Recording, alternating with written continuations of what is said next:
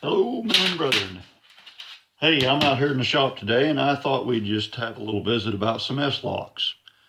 Uh, Now, I know that nobody hardly ever makes S-locks anymore because, you know, all the big shops have got lock former machines that can just spit them out of scrap metal as fast as you can feed them scrap metal.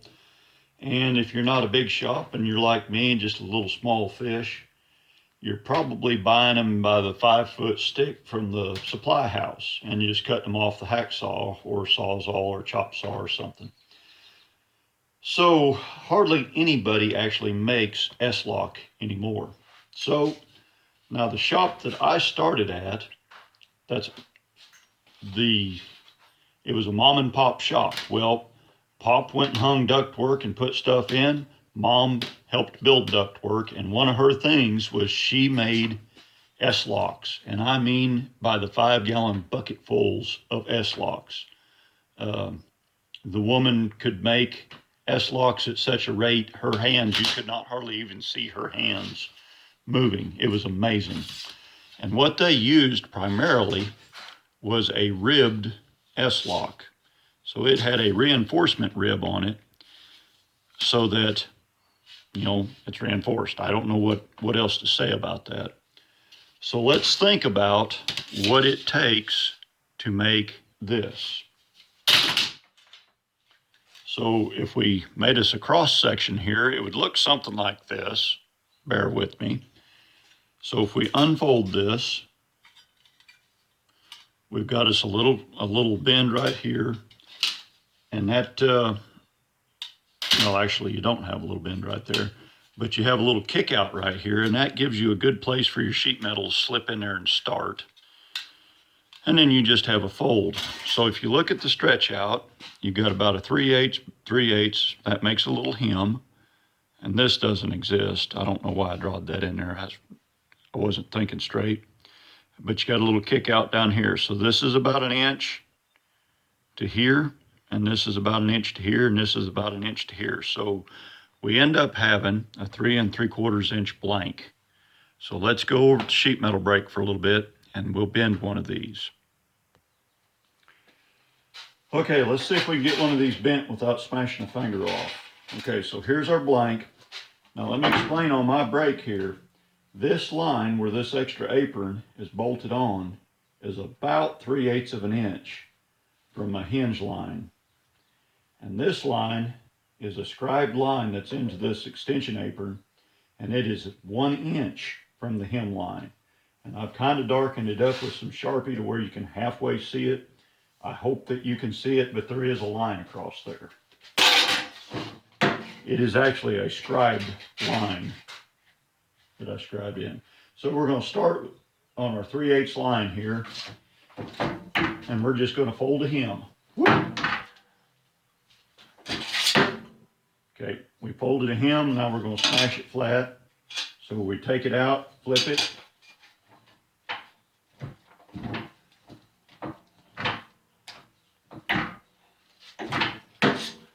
Okay, so now we've got that hemmed.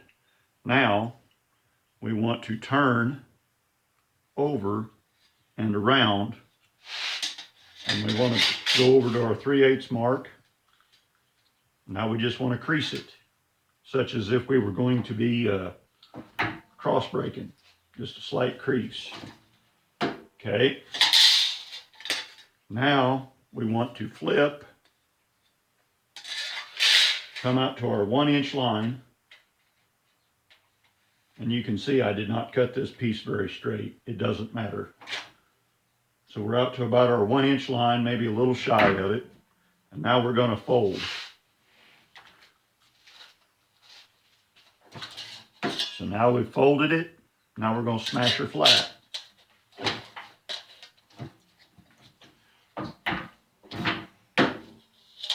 Right, now we've got her smashed flat. Now we're going to turn it over, stick it back in there. Now we're going to be real careful about our 1 inch. This is the point where the 1 inch actually matters.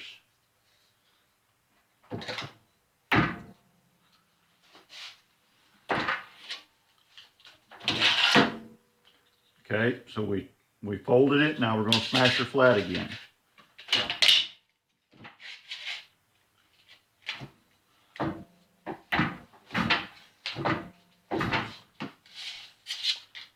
Okay, so now we got her smashed flat. We're going to stick it back in there and we're going to grab a hold of our rib. And this is kind of tricky. Sometimes it don't go all the way according to plan, but we're just going to grab that rib and we're going to turn.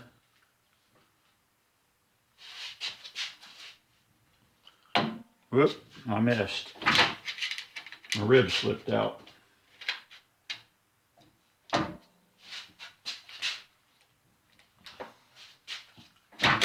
There we go.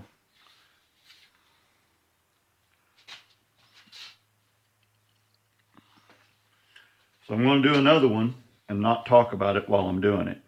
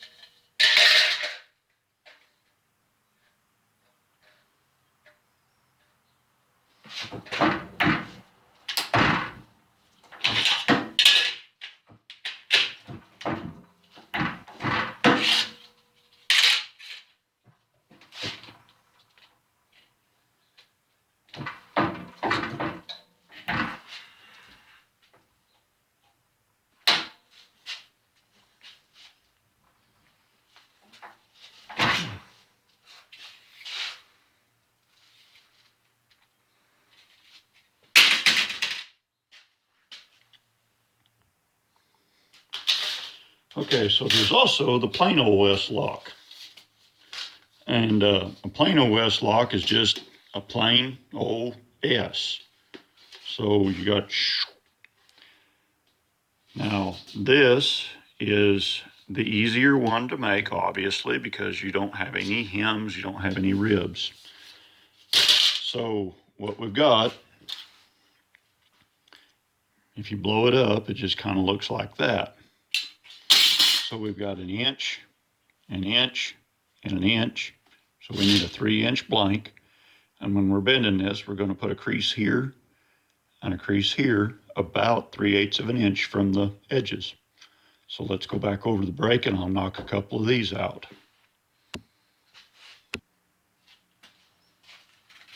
So here's our blank. We're going to stick her in there and we're going to hold her on the 3/8 mark. And we're going to crease. Now we're going to flip. Crease again.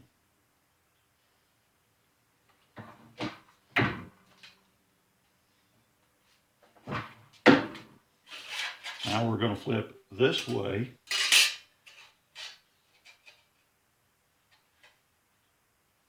And fold.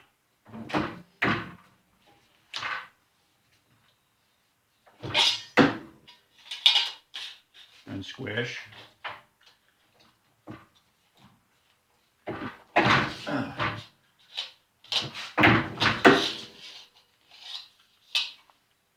now we're going to flip this way. And now is when we need to pay good attention to our 1-inch mark.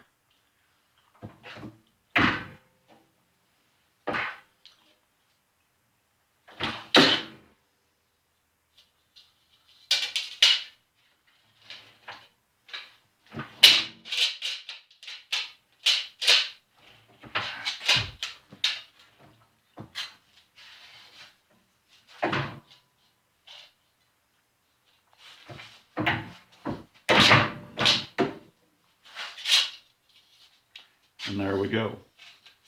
Now I'm going to make the other one without talking, and I'm just going to kind of ignore the camera if I get in its way. I'm so sorry.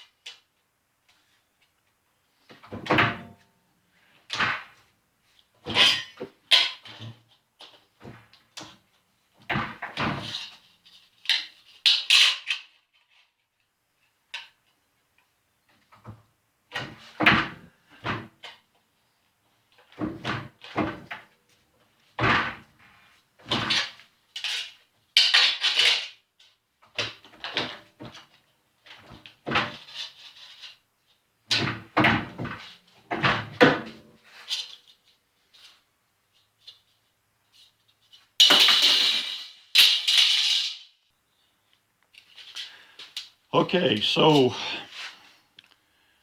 there's depending on how you're going to do something. Now, this is this would normally be turned and then a drive slip put on it.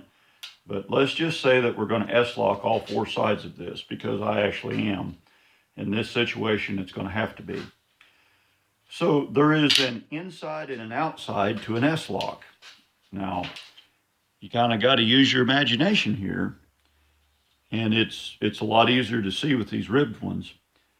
But if I put, let's say that the piece of ductwork that I'm hooking this to is just a hair bigger than this piece of ductwork here. So if I put my S-locks on like this, then that will accommodate my little bit bigger piece of ductwork. The other piece of ductwork will go on the outside of this one.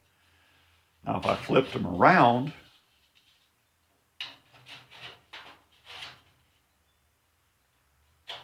like that, and if my other piece of ductwork was bigger than this one, and I tried to stick it in there, it wouldn't go. If my other piece of ductwork was smaller than this one, that's the way we would want to turn those S-locks. We'd want to turn them to the inside.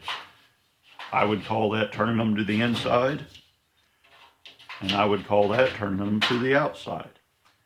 So, you can accommodate quite a bit of error in ductwork by just flipping your S-locks around. No matter what you do, you always want to put your S-locks on the same way every time.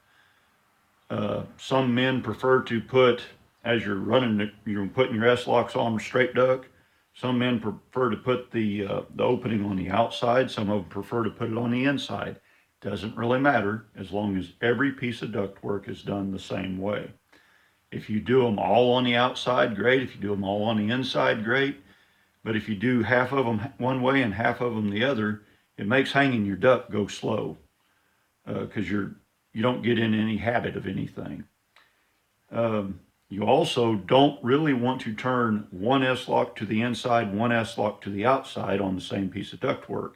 You get alignment issues, especially if you're using 3/4 inch notches on the ends of your ductwork, 3/4 inch fold notches. They just won't go together without tweaking and twisting and ripping duct. So that's about all I got to say on the fascinating science of S-locks. Y'all drive safe. Watch for deer.